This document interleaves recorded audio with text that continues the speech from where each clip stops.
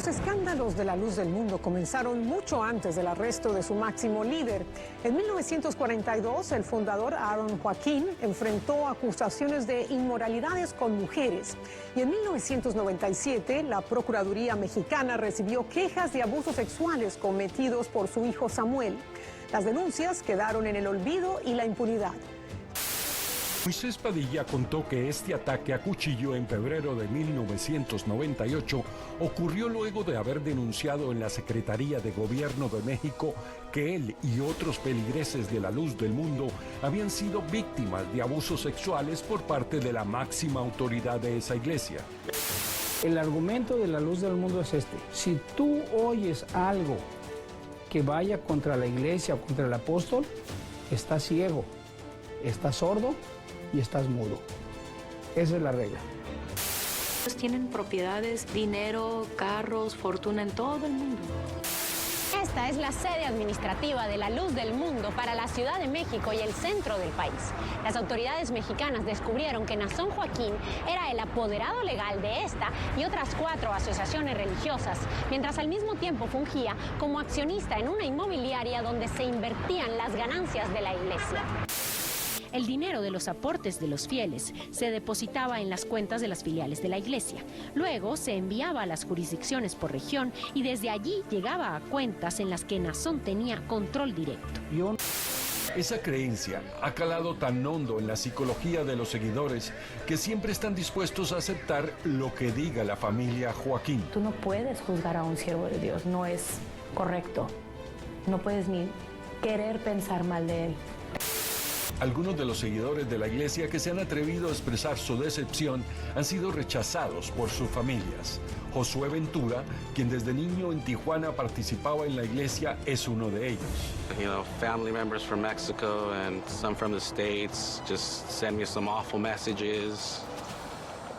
Just saying some hateful words, you know. Días después recibió este mensaje en su WhatsApp. Si no quieres creer, ese es tu problema. Una cosa sí te digo, te estás metiendo no con un hombre, te estás metiendo con Dios. Para muchas personas, la religión es una parte fundamental de la vida. Creer en un Dios, sea cual sea, y compartir con otros los modelos de una vida que contiene y a su vez educa. Y el problema no es divino, sino humano, porque son aquellos que encarnan las deidades en la tierra los que pueden convertir el prometido paraíso en un efectivo infierno. Pero había prohibiciones como la música popular, internet y todo lo que refería a la sociedad moderna, dejándolos anclados casi a una época remota con pocas comodidades, pero sin vicios. O eso decía, porque el mundo afuera de esa sociedad era maligno, perverso, lleno de tentaciones que llevaban a la perdición, y las estrictas reglas que sobre ellos caían eran las que lograrían la salvación divina. Las mujeres que se cortaban el pelo, usaban pantalones, estudiaban e incluso votaban, habían sido arrastradas por los vicios que el demonio nos tiene preparados, y dejaban de pertenecer, literalmente, al reino de los cielos. Los hombres, por su parte, se dedicaban a la construcción y la procreación. El mal estaba afuera, y cualquier cosa que les pasase allí dentro era una bendición y el camino hacia la salvación. Obedezcan las palabras de su profeta y serán bendecidos. No hacerlo es igual a morir. Y con ello se refería al destierro y la humillación que los desertores sufrían, sin contacto posible con su familia, que por miedo al profeta los daban por muertos. Las estrictas reglas que parecen salidas de ficciones complejas, sino los motivos por los cuales decidió huir, volviendo únicamente para rescatar a sus hermanas, porque la vida fuera de la iglesia no era el infierno que les habían dicho. Por el contrario, permite más libertades que para los que las conocemos nos resultan básicas. Todos aquellos que no salieron no fue precisamente porque el predio esté cerrado, sino porque no conocen otra manera de vivir, ni tienen otro lugar donde dirigirse, aterrados por las diferencias de vida que siguen considerando peligrosas. La vida en el exterior les parece descrita como un infierno, y a pesar que dentro de ese sistema lograban apreciar la maldad de su líder, creían que fuera todo era peor, y que debían tomar como una bendición ser elegidos de males menores que el resto de la humanidad.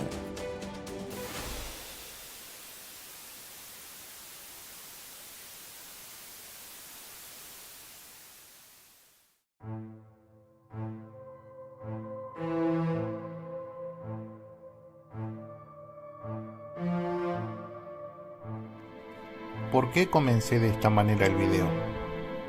Mostrando dos religiones que no tienen nada que ver con el activismo que hago, que obviamente va en contra de la organización Watchtower. Sin embargo, se marca cierto paralelismo y que en los cortes que se mostraron en esta intro de este video, notas cierto parecido con la realidad que vives o viviste si es que eres un ex testigo de Jehová. Esto me llevó a pensar que la síntesis de la religión, como es el caso de la Luz del Mundo, los Testigos de Jehová, la Iglesia de Jesucristo de los Santos de los Últimos Días, como el gran número de sectas y pseudo religiones que existen en el mundo, la gente que está en ellas pasa por el mismo mecanismo de control mental y deben estar sometidas a sus doctrinas constantemente, mientras que sus líderes siguen sacando provecho de esto con el paso del tiempo. Podría decir tantas, pero tantas cosas, que no sabría por dónde empezar. Pero lo resumiré en algo. Es por eso que en este video te contaré cómo fue mi experiencia al salir de la organización Watchtower, qué pasos tuve que seguir para estar hoy aquí haciendo lo que hago, y explicar por qué lo hago. Esta es mi historia como testigo de Jehová, y si esto que hice a alguien, ya sea a uno, le pueda servir de ayuda, me sentiré satisfecho. Piense en esta situación. Usted tiene una estudiante de la Biblia y el esposo le envía a ella un enlace a una página apóstata y le dice, lee esto para que veas dónde te estás metiendo. Su estudiante está preocupada y le pide que lo lea para saber qué piensa. Pues no debería hacerlo, porque Pablo dice, evítenlos.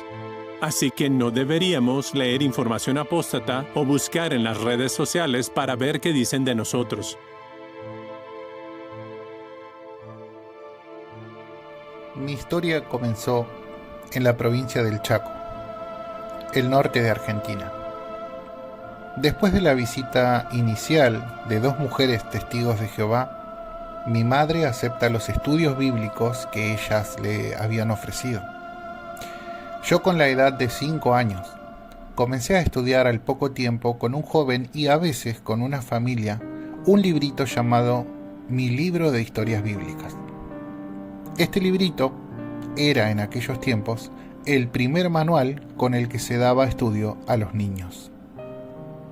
Con el paso del tiempo, no solo yo, sino que mis hermanos también empezaron a estudiar las mismas publicaciones orientadas a niños, y así de esta manera, de un momento a otro, todos estábamos tomando clases con los testigos, con excepción de mi padre, que nunca se mostró interesado en esta religión.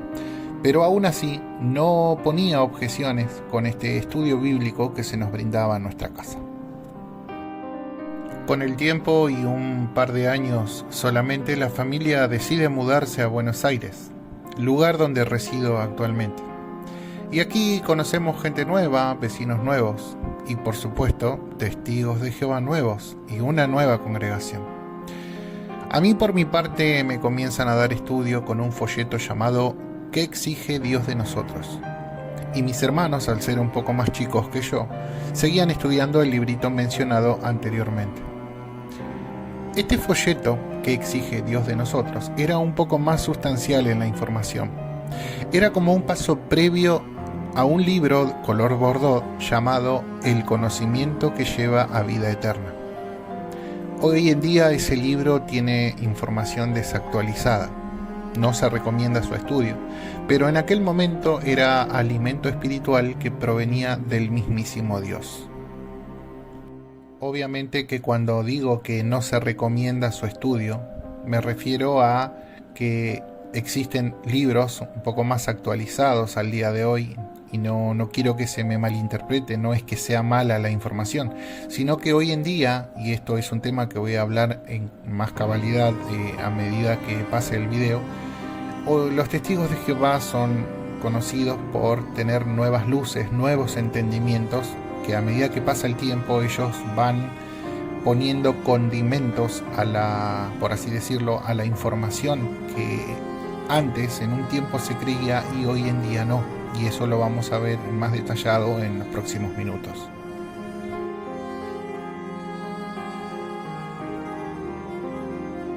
A los 12 años me convierto en publicador, que es ese permiso que tiene el estudiante testigo de Jehová para poder salir a predicar.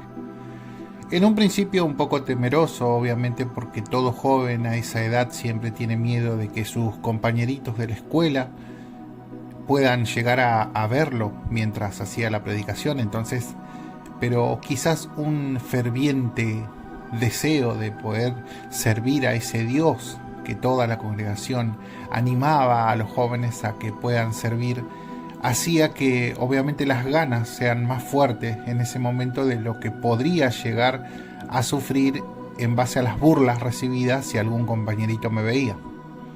Luego de un intento fallido por querer bautizarme, más por la presión de mi madre y por el deseo ferviente que ella tenía de que su hijo mayor pueda llegar a bautizarse, intento hacer las preguntas para el bautismo con los ancianos, y a lo cual en un primer paso ellos me niegan la candidatura para poder bautizarme porque quizás no reunía los requisitos para poder hacerlo. Entonces, bueno, intento un año después, a los 15 años, es entonces cuando me doy el chapuzón, y finalmente bautizándome en el año 2000 en una asamblea llamada Hacedores de la Palabra de Dios, y fue uno de los días más felices que tuve dentro de esta organización, porque claro, uno cuando se bautiza y llega a esa meta en la que le da a uno toda su vida entera o lo que le resta de vida al mismísimo creador del universo, se siente una alegría dentro de esto, de esta carrera testiguil. Y acá es donde abro un paréntesis. Muchas personas que quizás me escuchen y no sepan lo que es el mundo de los testigos de Jehová, o alguien que no haya sido nunca testigo de Jehová, es muy difícil que pueda comprender la magnitud de lo que uno vive dentro de esta organización.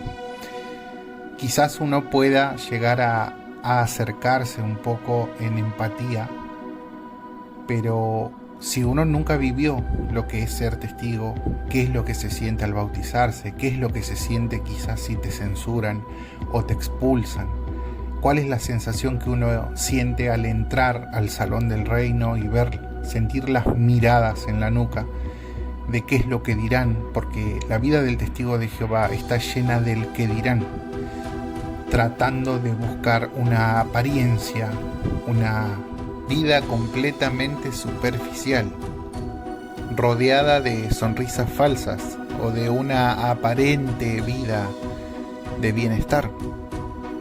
Lamentablemente hoy en día hay muchas personas que viven bajo esta falsa felicidad, donde creen que tienen todas sus necesidades básicas completas, cuando en realidad es un placebo mental, que es el que tienen, perteneciendo al pueblo feliz, que constantemente en las publicaciones de la Watchtower siempre les recuerda que son felices, que el servicio que dan remunera felicidad, pero lo único que hace es llenar los bolsillos de quienes dirigen esta organización.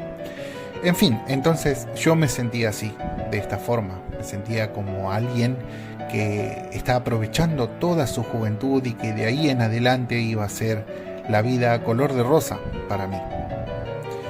Pero el tiempo siguió pasando y obviamente yo también fui creciendo.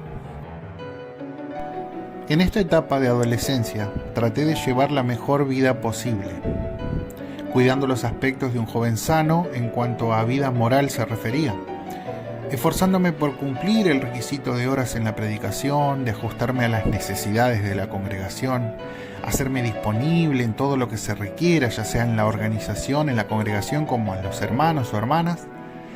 Obviamente también no podía faltar la gran necesidad de ganarme el favor del anciano de turno en el momento para poder ascender a algún puesto de responsabilidad. Aunque esa quizá no era mi prioridad, siempre trataba de dar lo mejor. y es así que en el año 2003, 3 años después, me nombran siervo ministerial luego de haberme bautizado. Pero la vida no se me iba a hacer tan fácil.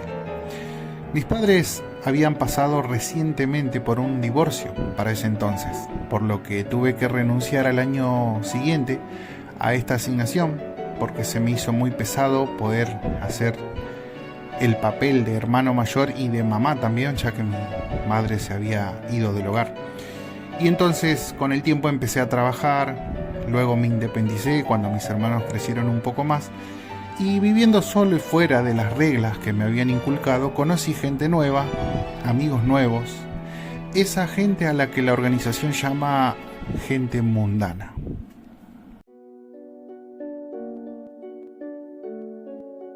En la etapa de alejamiento fue en base al desinterés, al desgaste físico, emocional, porque luego de haber renunciado a la asignación de siervo ministerial, sumado a los problemas que tenía familiarmente, a mi trabajo seglar en ese momento, obviamente los ánimos no estaban bien. Y a todo esto ocurre algo en ese mismo momento que me decepciona a nivel personal. Un anciano de congregación me pide en ese entonces dinero prestado para poder cubrir un gasto de asamblea, ya que ese dinero que se había recaudado de cada uno de esos hermanos se había perdido misteriosamente. Entonces, para remediar el problema, provisoriamente le hice un préstamo para que pueda saldar esa deuda con la empresa de transporte que se encargaba de llevar a todos los hermanos a la asamblea. Este dinero se me iba a devolver supuestamente en 3 cuotas al cabo de 2 o 3 meses. Pero lo cierto es que nunca jamás vi ese dinero, nunca se me pagó. Y lo peor de todo es que después de un tiempo largo y de haber confrontado a este anciano, e incluso llevé el caso al cuerpo de ancianos, el perjudicado fui yo, porque se me acusó de que anduve calumniando a este sujeto, y eso obviamente me debilitó aún más. Entonces, para evitar verle la cara, ya que era demasiado incómodo ir a las reuniones, asistir a las reuniones y escucharlo dar temas y sermones, me cambié de congregación. Y en esta congregación nueva no hallé a nadie que congeniara conmigo, porque era una congregación que para mi desventaja estaba llena de personas mayores y había muy pocos jóvenes. Y sumado a que ya tenía unos amigos, ya sea en el trabajo como en el mismo barrio donde me estaba forjando amistades fuera de la congregación, sumado a esto, entonces empecé a perder el interés por asistir a esta nueva congregación y empecé a faltar a las reuniones con cierta culpa.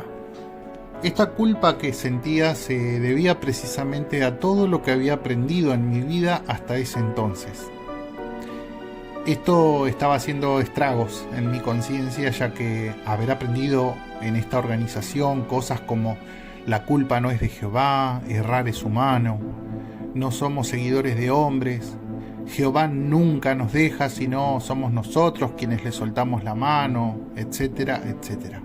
Entonces esta culpa y el remordimiento siempre vivieron conmigo, por más que yo estuviera inactivo como testigo de Jehová durante todos estos años.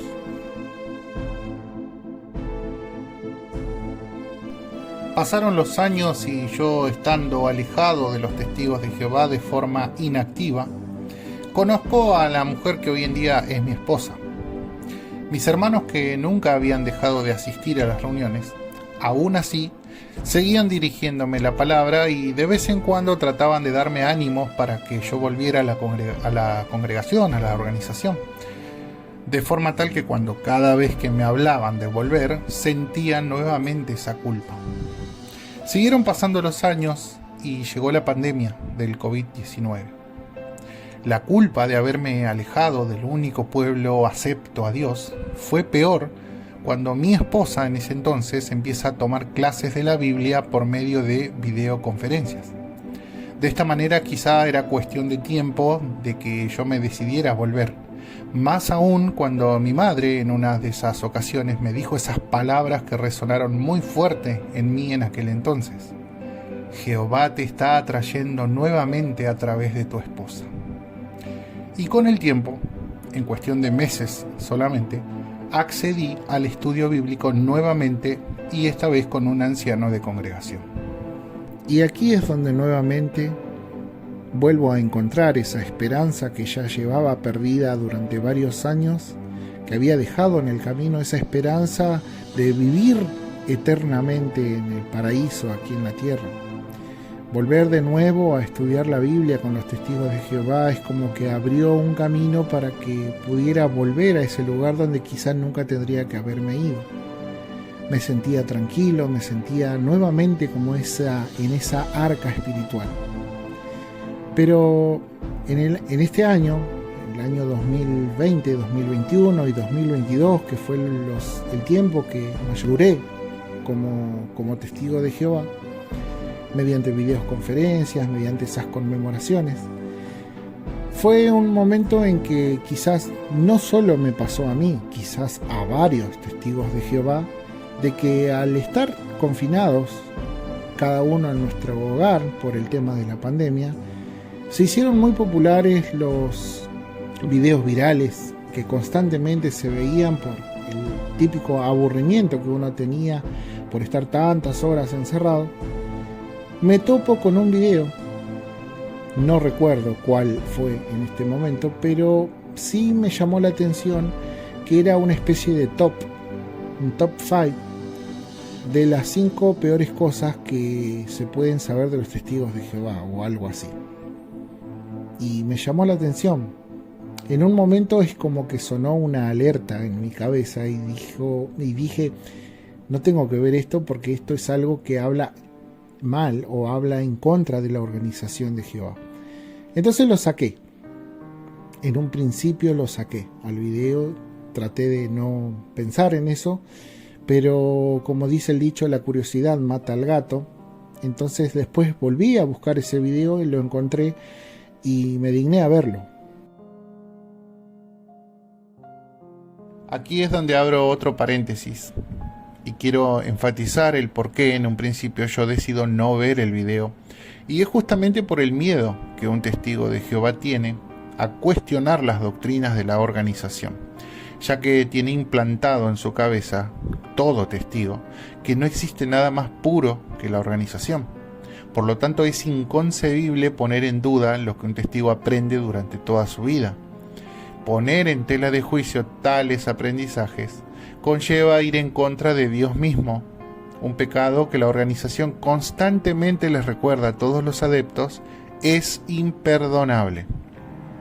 Conlleva pecar directamente contra el Espíritu de Dios y por lo tanto tal acto conlleva la muerte. Y esto no solo pone al testigo de Jehová promedio en una situación en la que no solamente tiene que acceder u obedecer solo lo que la Biblia dice, sino también acatar toda palabra que salga de la boca de los líderes, en este caso el cuerpo gobernante, ya que poner en duda lo que el cuerpo gobernante diga, ya que ellos dicen que todo lo que enseñan o todo lo que venga de ellos proviene de Dios, equivale justamente poner en contra a Dios mismo si uno no acatara sus directrices. Solo traten de imaginar el shock emocional causado por ver estas cosas, a saber, los casos de Australia, la asociación con la ONU, el caso entre Malawi y México, el caso de Helga Freire en Chile, las banderas puestas en los salones en las fiestas patrias en Chile también, las profecías fallidas, las constantes luces que cambian los testigos de Jehová, la organización, a su conveniencia para seguir manteniendo al adepto dentro. El año 607, etcétera, podría seguir y seguir. En un principio, todo testigo de Jehová, lo primero que hará será buscar las fuentes y corroborar todo lo visto y leído, porque muy dentro aún sigue poniendo en duda las evidencias que van en contra de la Watchtower y obviamente se niega a creer que pueda ser verdad. Y eso es justamente lo que a mí me había pasado. Pero cuando la verdad sale a la luz, ya nada vuelve a ser como antes. Y este justamente es un punto donde nos invade el sentimiento de soledad, la impotencia de haber pertenecido a esta organización, de haber perdido años quizá, energías, donde nuestra juventud, mirando hacia atrás, se ve como algo que no valió la pena. Y no tiene explicación este sentimiento que uno siente. Lo segundo que hace un testigo de Jehová, y quizá ahí es donde muchos cometen el error, es ir directamente y contar esto, confiar esto al testigo más cercano, al que más confianza le tenga, pudiendo ser quizá un anciano, un ministerial, un hermano o hermana carnal testigo, padre, madre, o como en mi caso me pasó en mi esposa. Y claro, no es raro, obviamente, obtener una respuesta desfavorable de parte de la otra persona, llevándonos el prejuicio casi inmediato de ella y corriendo el riesgo, obviamente, de salir expulsado, porque obviamente esta información que le compartimos no va a quedar ahí, sino que va a ir y va a contar a los ancianos, y corriendo el riesgo de poder salir expulsados solamente por poner en duda lo que la organización enseña. Y aquí es donde justamente entro en un limbo emocional, porque lo que en un principio parecía buscar esta evidencia que vaya en contra de la Watchtower, buscar quizás alguien que nos pueda apoyar o alguien que se ponga a investigar con nosotros, encontramos todo lo contrario, y obviamente el sentimiento de soledad es mucho más fuerte. Pero esto logra que todas esas dudas que nosotros tenemos se vayan convirtiendo en certezas, porque el despertar de un testigo de Jehová, más allá de ser horriblemente lento, porque no solo tenemos que luchar contra esas creencias arraigadas e ir sacándolas de a poco de la cabeza, sino también a veces tenemos que luchar contra nuestros familiares, que pueden ser en el caso de las esposas, en el caso de los familiares como los padres. Hay muchos que quizás han despertado teniendo padres testigos, hermanos testigos, y a veces enfrentarse a ese tipo de situaciones es mucho, pero mucho, muy difícil para el testigo que está despertando o que ya está despierto dentro de una familia. Entonces el trabajo es mucho lo que tiene que hacer, y es comprensible, porque es un trabajo fino el cual tiene que hacer, de no tratar de ser quizá descubierto, y no correr el riesgo de que su familia le deje de hablar o lo rechace por lo que está haciendo. Entonces, al ser tan lento, llevó mucho tiempo, y en ese tiempo a mí me sirvió poder sacarme la venda completamente, porque poco a poco y día tras día, semana tras semana, iba investigando desde los inicios de la organización. Canales como Marronet, canales como La Verdad sobre la Verdad, canales como Los Bereanos, me han ayudado de forma doctrinal a poder ver detrás de lo que la organización enseña, corroborando cada cosa que iba viendo en los videos, cada cosa que se me iba mostrando en evidencia, yo lo iba corroborando.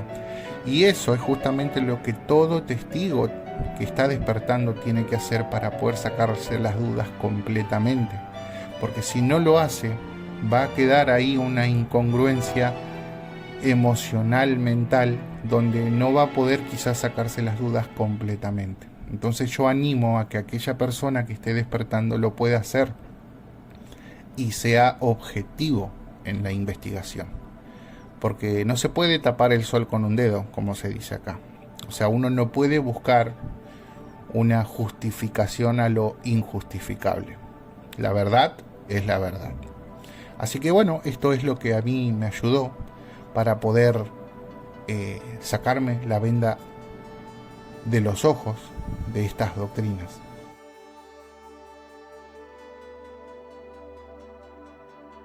Ahora tocaba enfrentarme a los ancianos de congregación porque luego de haber tenido esta charla desfavorable con mi esposa y no haber logrado nada, tocaba enfrentarme a ellos.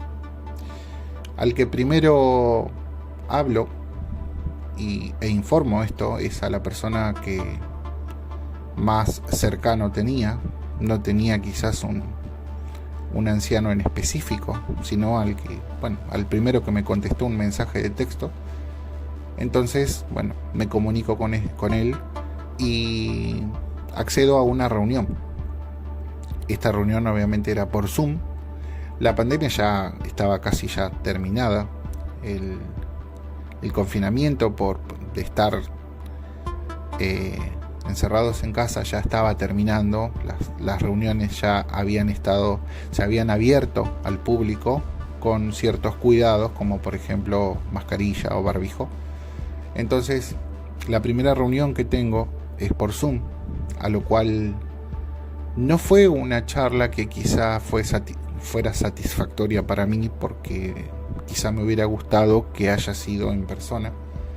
Pero sí, la segunda charla, que fue en persona, me citaron en el Salón del Reino y esa charla duró como casi 1 hora y media. Y allí fue donde me pude explayar. Fui muy preparado.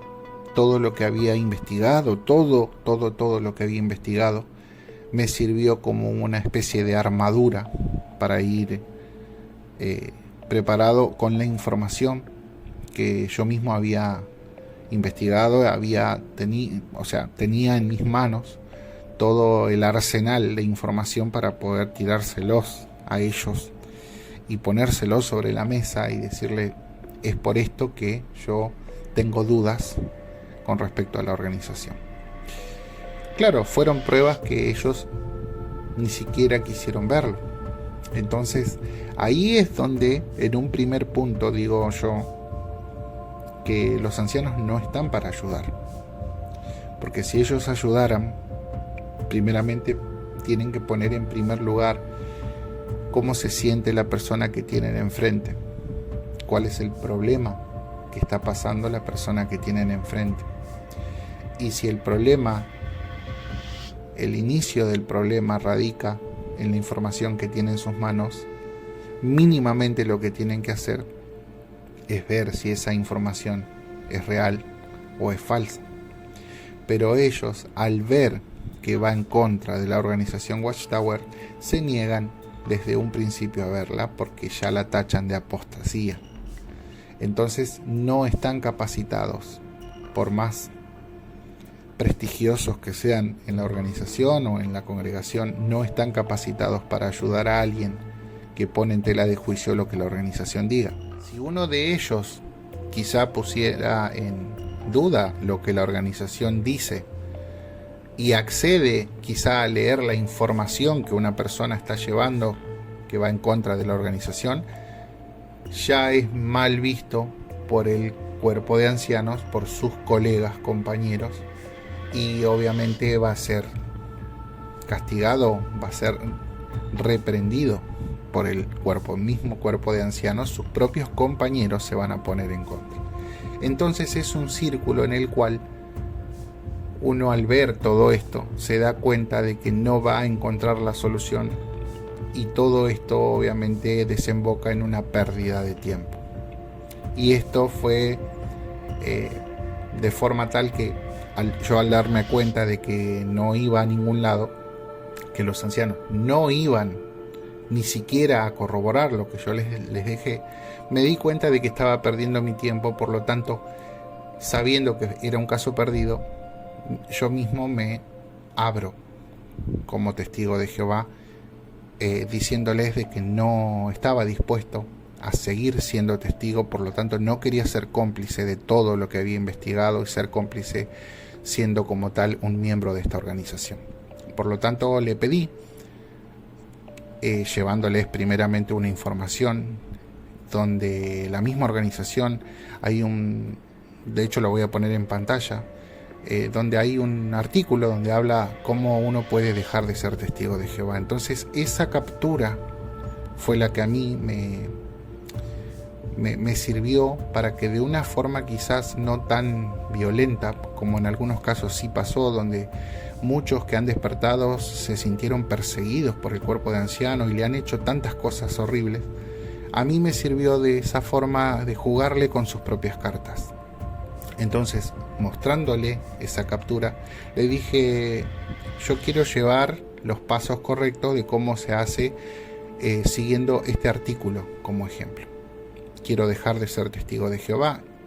Aquí el artículo dice que hay dos formas. La forma de salir expulsado o la forma voluntaria de decir yo quiero dejar de ser testigo de Jehová. Por lo tanto, entonces, al haberle jugado con esas cartas y darle esta información que provenía directamente de la página JW, no les quedó otra que acatar lo que el artículo decía. Por lo tanto, me dijo, bueno, no hace falta en este caso que hagas una carta de renuncia ni nada por el estilo. Simplemente si vos estás decidido a dejar de ser testigo de Jehová, no hay problema.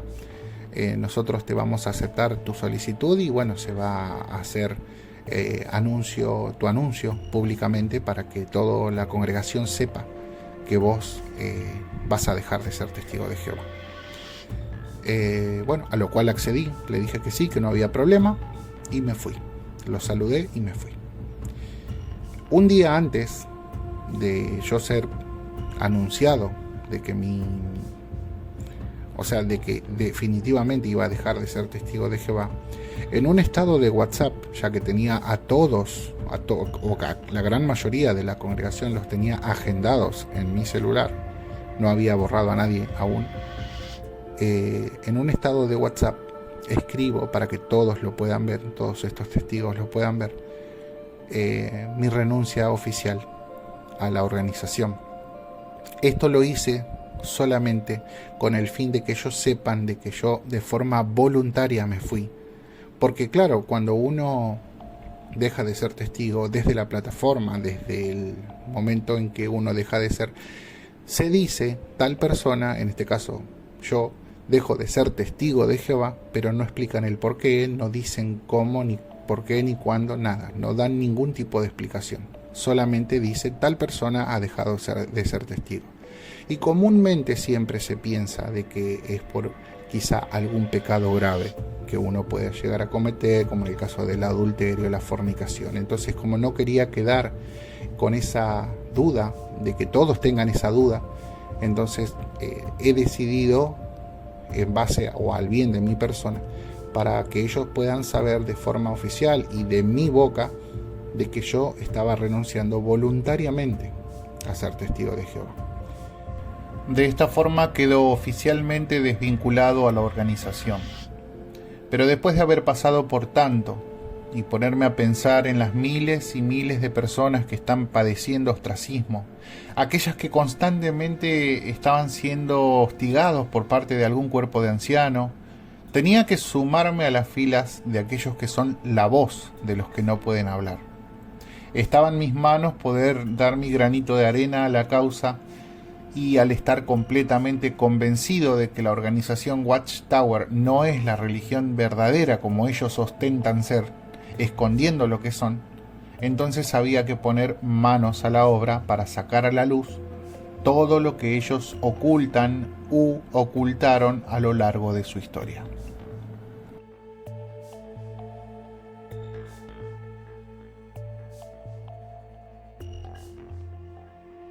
Y es por esta razón que hago activismo, en contra de esta nefasta organización. Y quiero aclarar que este activismo no va en contra del testigo que comúnmente se le llama de a pie, ese que está al final de la escala piramidal, ese testigo que solamente es un número más en las filas de la Watchtower. Este activismo no es contra ellos, sino en contra de sus líderes. Y digo esto porque siempre hay algún que otro comentario que aparece por ahí, estando en desacuerdo. Obviamente está en todo su derecho de hacerlo, pero nos tildan de satanistas, de que vamos a ser destruidos, que nos queda poco tiempo y cosas por el estilo. Pero pónganse a pensar en esto. Si yo hago activismo en contra de sus líderes, que son humanos, y ustedes saltan a defender a capa y espada enojándose en los comentarios, ¿eso no los convierte a ustedes en seguidores de hombres? Porque al fin y al cabo están defendiendo a hombres. Nadie está atacando a Jesús o a Jehová, sino más bien a un grupo de hombres estadounidenses que creen tener la aprobación tanto de Jesús como de Dios, y de esta manera controlan la vida de millones de testigos de Jehová que están en completa ignorancia de las cosas nefastas que estos hombres han hecho en la historia. No sé ustedes, pero yo creo que si la organización es tan limpia y pura como dice ser, ¿por qué no cuenta en su literatura todo lo que han hecho? Por poner un ejemplo, ¿por qué ocultaron su relación con la ONU, por ejemplo? Eso serviría de ejemplo solamente para saber cuán transparente es, ¿no? Bueno, en fin, para terminar, en este video quiero decir que yo hago activismo porque la gente tiene que saber la verdad de las cosas, tanto testigos como no testigos. Y este mensaje va para los testigos y su organización. Si tienen la verdad, defiéndanla, refutando cada cosa que los activistas dicen o hacen. El día que puedan presentar argumentos sólidos y con pruebas, quizás se les tenga consideración. Pero sepan que un simple "no se acerquen a los apóstatas", no lean sus comentarios y blogs en internet, con eso no basta. Deberían darse cuenta que la organización lo único que quiere hacer es tratar de evitar que los adeptos, por pura curiosidad, se acerquen a las pruebas, a las muchísimas pruebas que hay y existen en contra de esta organización con el fin de desmontarla. Pero es cuestión de tiempo nada más. El internet llegó para destruirlos.